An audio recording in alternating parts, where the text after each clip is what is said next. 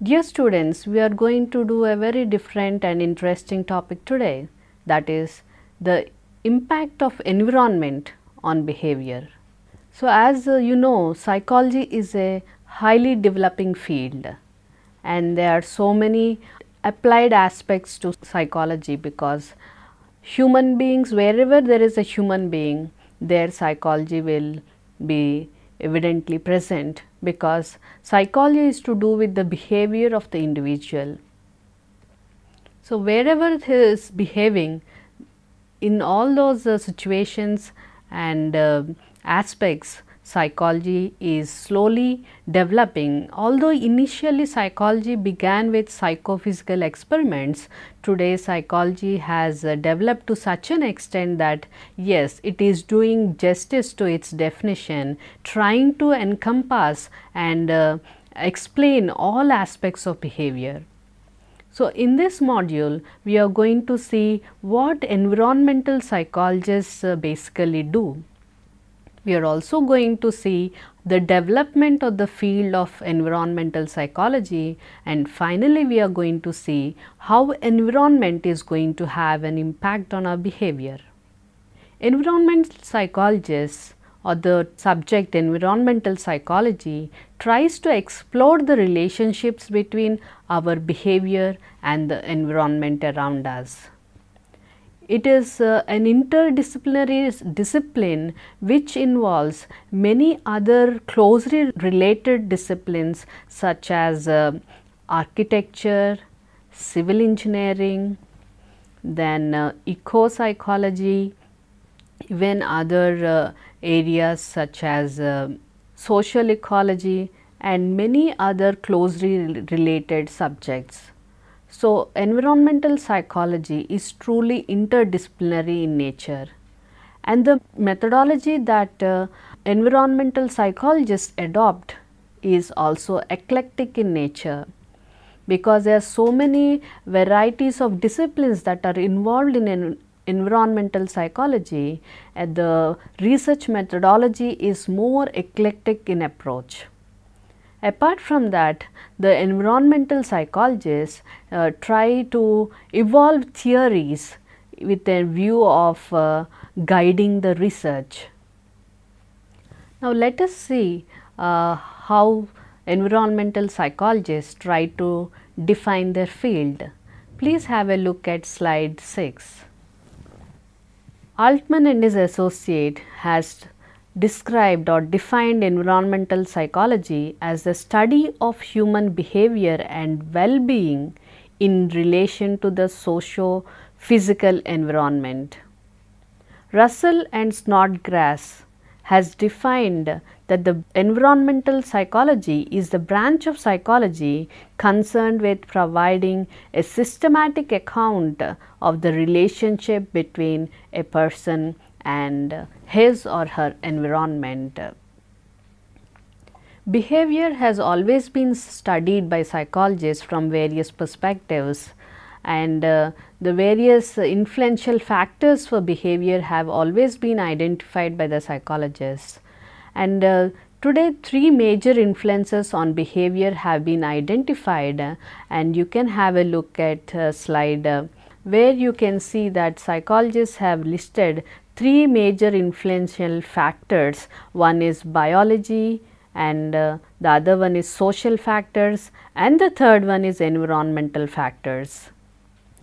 We all of us know that biology certainly has an impact on behavior, because genetics has a role to play, and after all the recent findings about the impact of neurology or the nervous system, the functioning of various systems in the body, especially the brain and related structures, how they are going to influence behavior, the level of neurotransmitters in the body, all these influences are well documented today. Apart from that, the social factors, they have also been highly researched upon, how if the family system influences the person's behavior, and how the school, the media, the cultural factors, all these have an impact. Today, the impact of environment is equally being given an emphasis, so much so that psychologists have recognized the impact of environment as one of the most influential factors, because no matter where we are or how we are, certainly the place in which we are presently placed is going to have a lot of impact on us. And some of the findings of environmental psychologists have shown that the place where we are situated or the environment around us is going to alter our behavior to a great extent. So, it means just because we are in a different environment, we are going to behave differently than when we are in another environment. This you can especially see if you are placed in a drastically different environment than you are usually are in. Say for example, we are so much used to a calm and peaceful life, but suddenly if there is, say, in war situation with lot of bombers and lot of bombs exploding around us, we get to listen to all those sounds and so many sirens that go around in the neighborhood, so much of shouts. If you imagine a war situation, how your neighborhood will be and how that is going to affect your environment or your behavior, and you can contrast it with your normal behavior in your normal neighborhood. So, certainly environment has an impact on our behavior.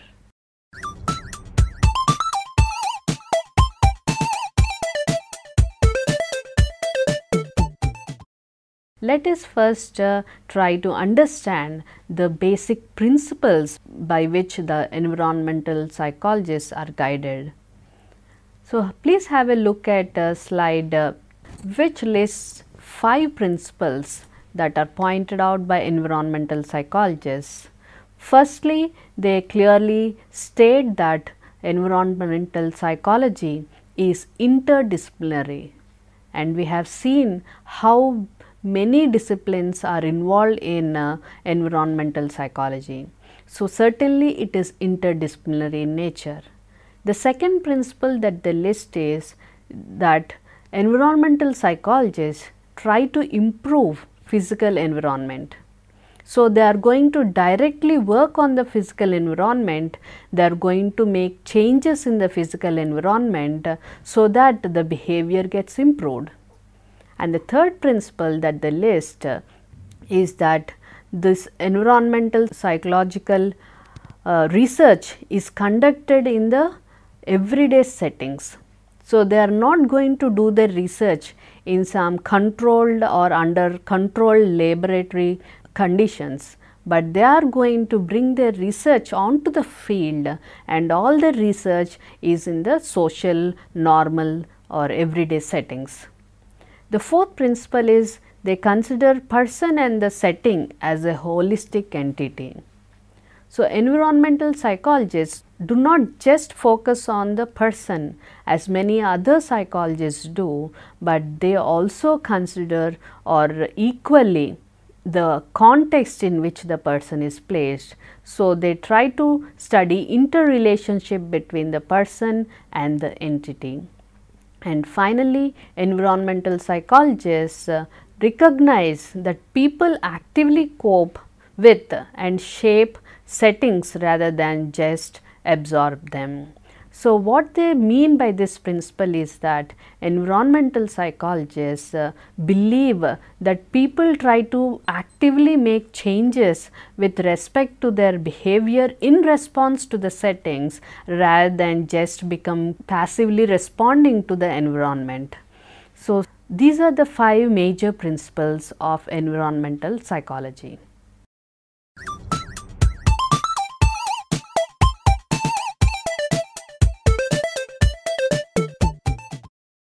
Let us see some important contributions to the development of the field of environmental psychology. To begin with, Kurt Lewin's field theory has found to be influential in the development of environmental psychology. After the impact of that theory, there are psychologists who started writing books on different aspects of environmental psychology. In fact, during the 1940s and 50s, still the word environmental psychologist has not come out, but they have written books on, for example, ecological psychology and also other related fields of psychology, which are closely explain about environmental impacts.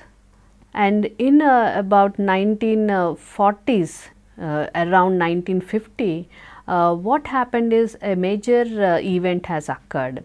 That is when the government has wanted to rearrange or build a mental hospital that is conducive for the mentally ill patients. So, it is then that the architects who are given this job of building a mental hospital that is conducive for the health and well-being of the mentally ill patients, they have got an idea that if they involve psychologists, then they will get better ideas. It is then that they had asked some or collaborated with some psychologists, because it is psychologists who try to understand behavior and influences on behavior. So, together this team of architects and civil engineers and psychologists have worked together to the development of what is called as architectural psychology.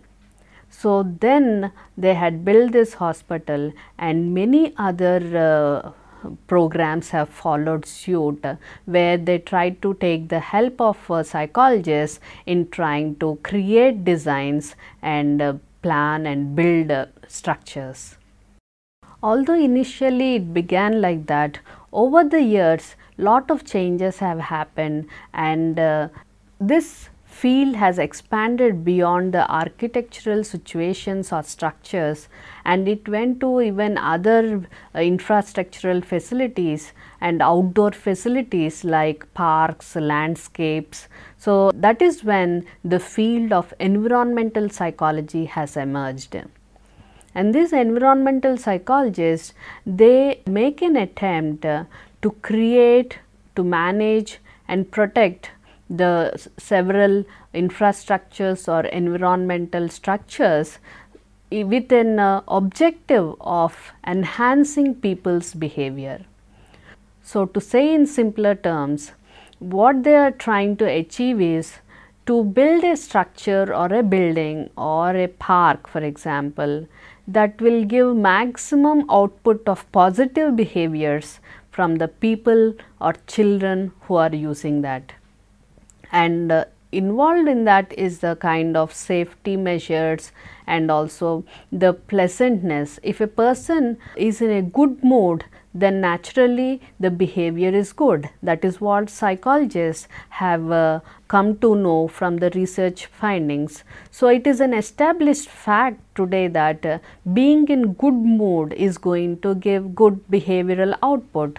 So, psychologists brought all their knowledge of the person, including their behavior in social context, and tried to implement or apply it here, and that is when the field of environmental psychology began to develop and grow.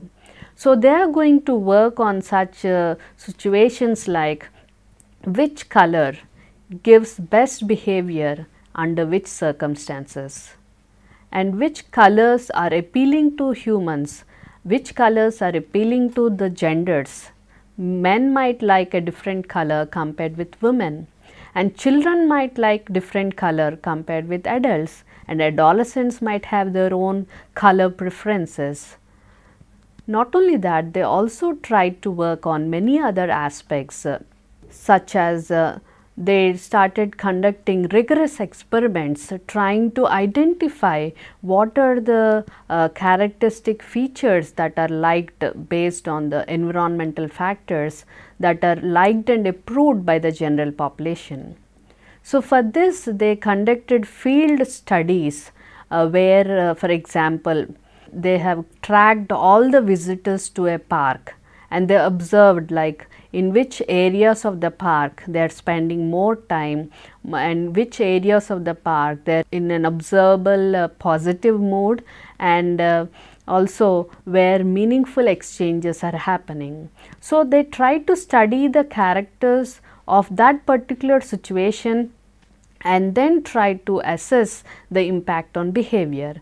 And finally, when consensus has been arrived, they tried to start building such structures that are found to have the best impact on human behavior and well-being.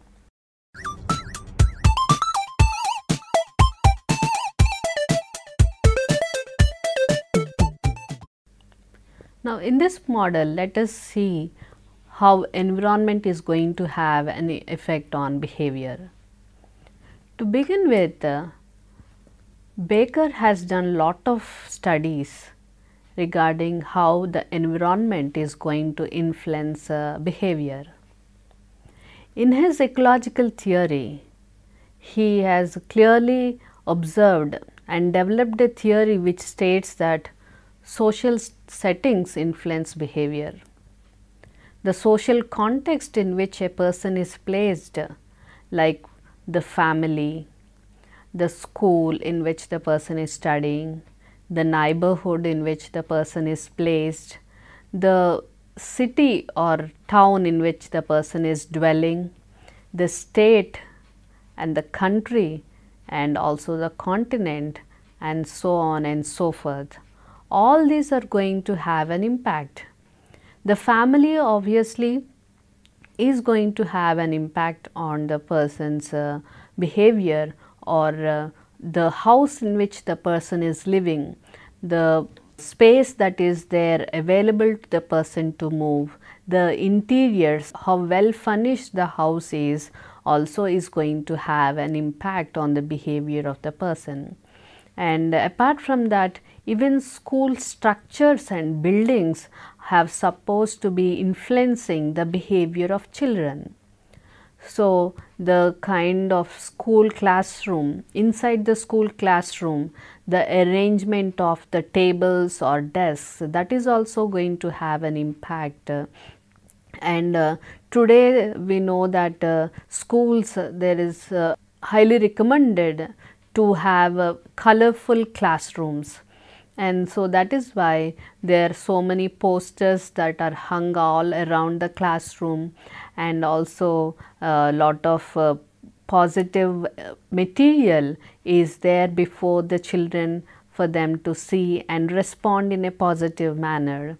So, the classroom has to be planned in such a manner that it has minimum risk to the students. So, there should be enough space in which the children can move about in an easy and carefree manner.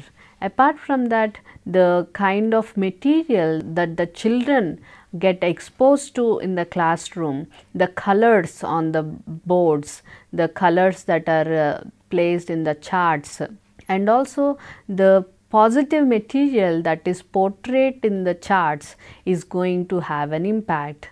If suppose there are so many war related or fighting related scenes that are depicted in the charts, on the charts of the classrooms, that has found to be having an adverse effect on the behavior of the children, because we know that many children or all children learn a lot by observation.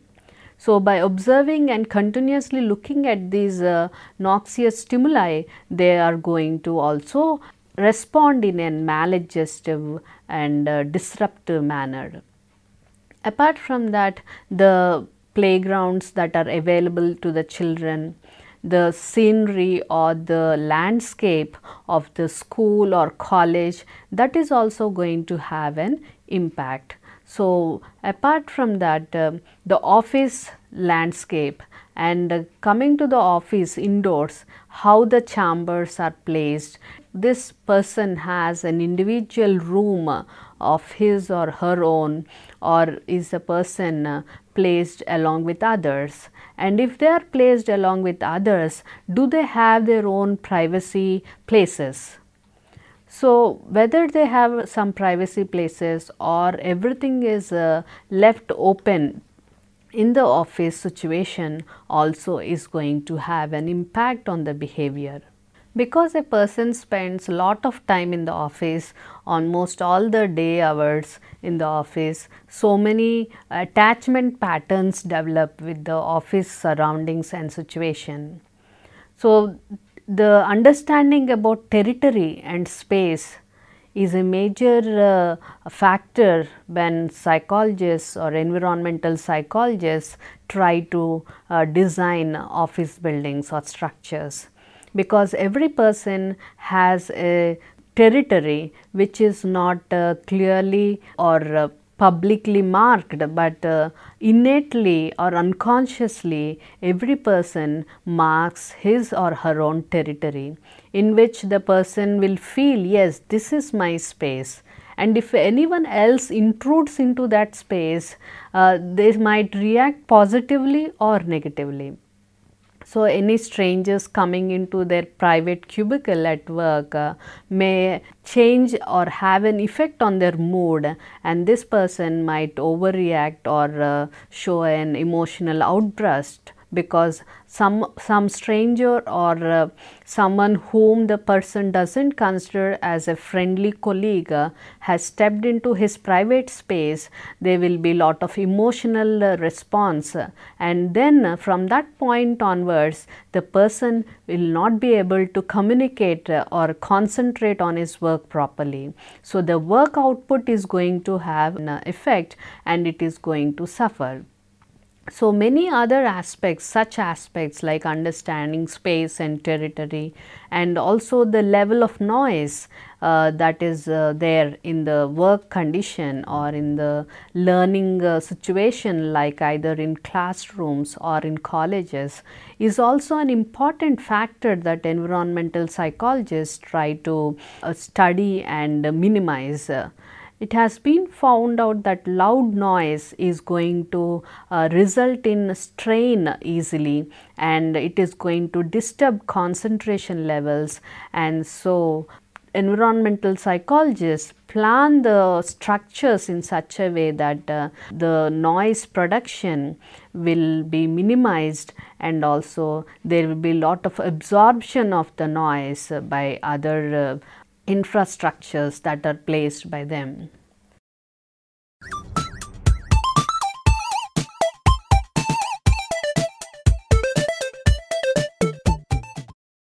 Environmental psychologists not only are working in the field of having a perfect housing condition and a nice place to learn, but they are also working in such situations like working with the mentally ill, trying to create or construct the right mental hospitals for them.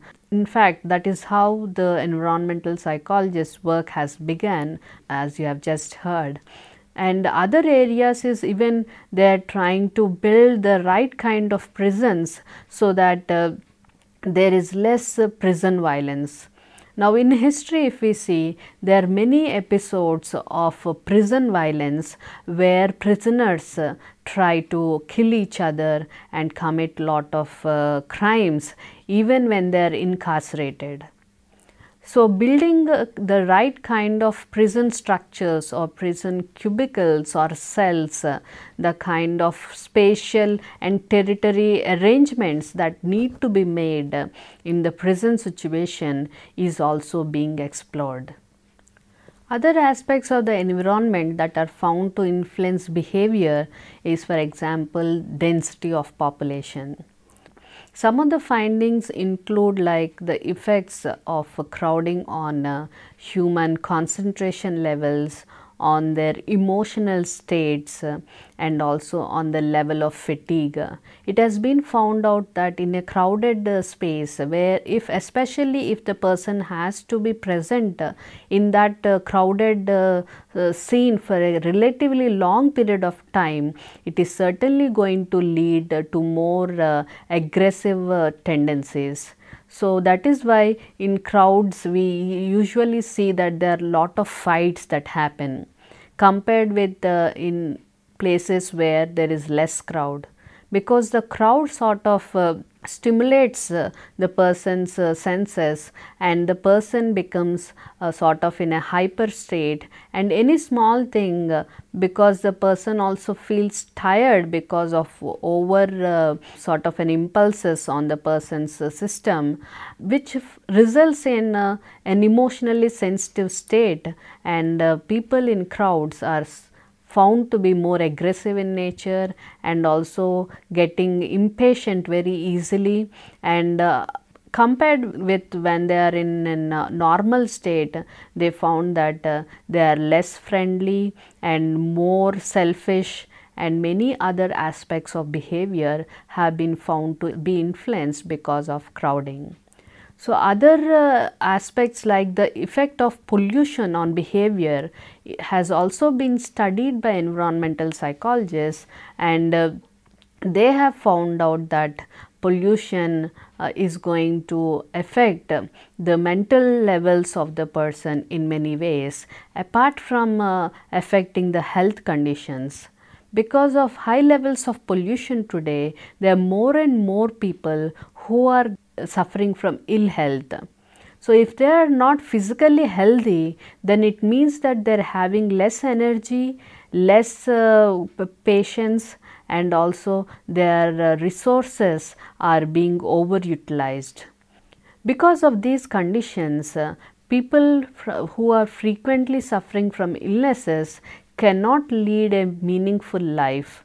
They get easily dejected, and also there are many cases when they become depressed, because ill health has many causes, like they will be losing quality time with the family, they will be losing work hours, they might be sometimes be fired from their jobs because they are continuously showing absenteeism, and also financially also there is going to be a crunch. And so, in all ways the effects of pollution on human health, well-being and behavior are really very adverse. So, environment has a major effect on our behavior, and the focus of environmental psychologists with respect to behavior is to identify the feelings that are involved or changes in the feelings of the person that is involved, and also regarding the changes in their behavior patterns and the effect that it is going to have on the health and also productivity. So, feelings, then behaviors, and health issues and productivity are the ones that are majorly concentrated or focused by environmental psychologists, in spite of what behavior they are studying. So, in any kind of environmental study that they undertake, they focus on these 4 areas, and then they develop the various findings are also explained from these 4 standpoints. So, by this it is clear that the scope of environmental psychology is all inclusive and has a long ranging and wide impact on behavior of the individual.